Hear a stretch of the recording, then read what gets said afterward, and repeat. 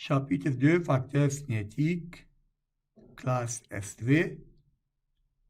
Partie 3, influence de la variation de la surface de contact entre les réactifs. À la fin de cette séance, les élèves doivent être capables de définir la surface de contact entre les réactifs, identifier l'effet de la variation de la surface de contact entre les réactifs sur la vitesse de réaction.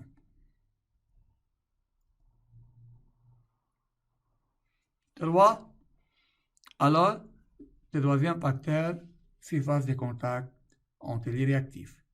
Tout d'abord, c'est quoi la surface de contact entre les réactifs? Soit la réaction suivante, réactif 1 qui est solide, à l'état solide,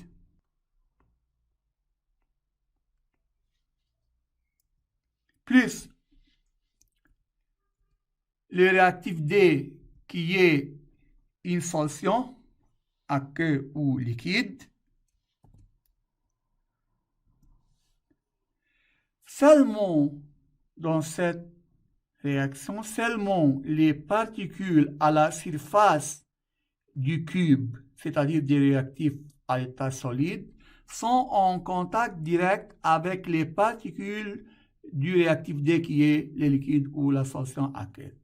Pour cela, ces particules externes ou périphériques peuvent réagir avec le réactif D. Seulement les particules périphériques peuvent réagir avec les particules du réactif D pour donner les produits. Mais les particules internes de 1 du réactif solide ne sont pas en contact direct avec les particules de D. Pour cela, ils ne peuvent pas réagir avec le réactif D. Seulement les particules périphériques. Alors, la surface où une réaction chimique se produit entre deux réactifs, l'un d'entre eux est à l'état solide, est appelée surface de contact entre les réactifs. 2. Relation entre la taille des particules du réactif en état solide et la surface de contact. Calculons la surface d'un cube. Ici, la côté de ce cube égale à 4 cm. Si on divise cette cube en 8 cubes de taille plus petite, de côté 2 cm, on a la même quantité, c'est la même cube divisée en 8. La surface de la cube, de la première cube, S égale côté fois nombre de faces. La surface d'une face qui est côté fois nombre de faces de la cube qui sont égales à 6. Alors, la surface de la cube égale à 96 cm². Ici, on a 8 cubes. La surface d'une petite cube égale côté fois côté, 2 fois 2 fois 6 faces égale 24 cm3. Mais ici, on a 8 cubes, alors la surface totale égale 24, la surface d'une cube fois 8 égale 192 cm². Ici, si on compare la surface de la grande cube avec la surface de la même cube divisée en 8 cubes plus petites, alors on trouve que la surface augmente. Alors on peut conclure que pour une même masse, la surface d'un solide augmente lorsque la taille de ses particules diminue et vice-versa. Ici, on a deux craies, l'une en poudre et l'autre est d'un morceau, la surface d'une craie en poudre est supérieure à celle d'un morceau de craie de même masse, car ici la taille des particules est plus petite. Donc, lorsque la taille des particules augmente, la surface de contact diminue et inversement, lorsque la taille des particules diminue, la surface de contact augmente. Maintenant, quel est l'effet de la variation de la surface de contact sur la vitesse de réaction? On étudie la réaction entre les carbonates de calcium, CaCO3, comme le craie, et la solution d'acide chlorhydrique. Procédure. Les tableaux suivants résument les conditions de l'expérience. On a 3 béchers. Dans chaque bécher, on met la même masse de carbonate de calcium, mais dans le bécher 1, carbonate de calcium à l'état de poudre. Dans le bécher 2, petits morceaux. Et dans le bécher 3, des morceaux de grande taille. Alors, la taille des particules augmente en passant du bécher 1 à bécher 3. On a mis la même quantité d'acide sulfurique, même concentration et même volume, et à la même température. Alors, la concentration de l'acide n'est pas un facteur cinétique, la température n'est pas un facteur cinétique. Et aussi, la quantité initiale du réactif CaCO3 n'est pas un facteur cinétique. Ici, seulement la taille des particules, c'est-à-dire la surface de contact entre les réactifs. Et ici, lorsqu'on a en poudre, la surface de contact est plus grande dans le bécher 1 que celle dans le bécher 2, plus grande que celle dans le bécher 3. Comment la vitesse de la réaction varie-t-elle en variant la surface de contact? On va voir dans ces vidéos. Ici, on a le même volume d'acide sulfurique dans les 3 béchers. On a ici carbonate de calcium en état de poudre.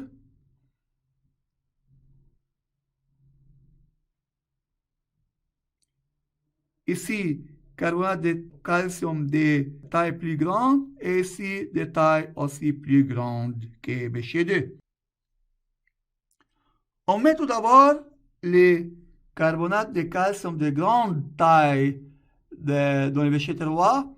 On observe la formation, l'effervescence, c'est-à-dire la formation des CO2 dégagés, mais lente. Ici, dans le bécher 2, l'effervescence est plus rapide que dans le bécher 3. Ça veut dire que la vitesse de réaction bécher 2 est plus grande que celle dans le bécher 3.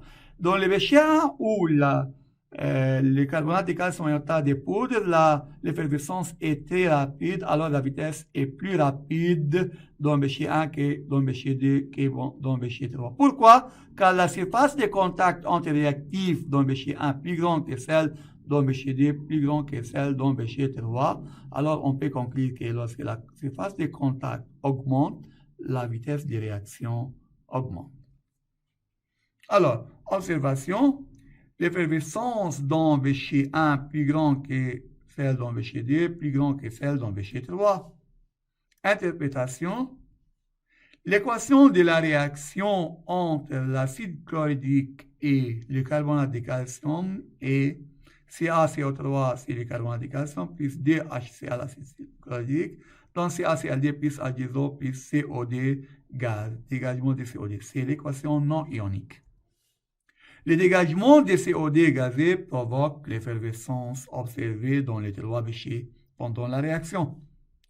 Pour le même intervalle de temps, l'effervescence dans bécher 1 est plus grand que bécher 2, plus grand que bécher 3. Alors, le volume de CO2 libéré dans le bécher 1 plus grand que le volume CO2 libéré dans le bécher 2, plus grand que le volume CO2 libéré dans le bécher 3. Et par suite, la vitesse de formation de CO2 dans bécher 1 est plus grande que la vitesse de formation de CO2 dans bécher 2, plus grande que la vitesse de formation de CO2 dans le bécher 3. Pourquoi? Car la surface de contact entre les réactifs dans bécher 1 K de poudre, plus grand que celle dans bêcher des petits morceaux, plus grand que celle dans bêcher 3 K de morceaux de grande taille.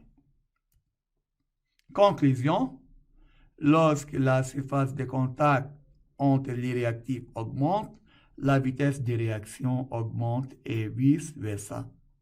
Alors, la surface de contact entre les réactifs est un facteur cinétique. Alors, on parle de surface de contact si l'un des réactifs est à l'état solide et l'autre à l'état liquide ou aqueux. Application 1. Soit la réaction entre le zinc et l'acide chlorhydrique, H3 plus Cl- d'équation bilan, Zn plus DH3 plus donne Zn plus H2 plus DH2O. Les deux expériences représentées dans le tableau ci-dessous sont effectuées où V0 représente la vitesse initiale de la réaction dans chaque expérience. On a deux expériences, expérience 1 et 2.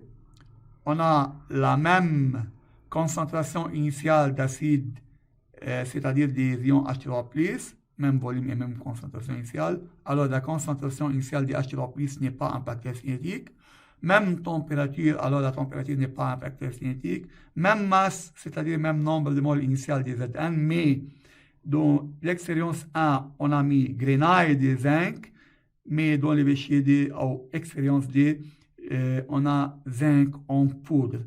Alors, la surface de contact dans l'expérience D est plus grande que celle dans l'expérience 1.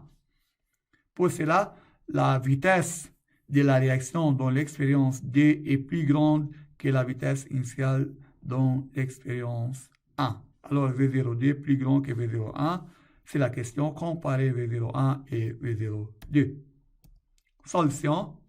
En comparant les expériences 1 et 2, on trouve même concentration initiale de H3+, même température, mais la surface de contact expérience 2 où Zn en poudre plus grand que surface de contact dans l'expérience 1 où on a grenaille de zinc.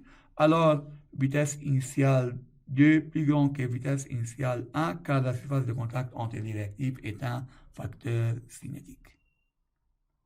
C'est la fin de partie 3 du chapitre des facteurs cinétiques, surface de contact entre les réactifs.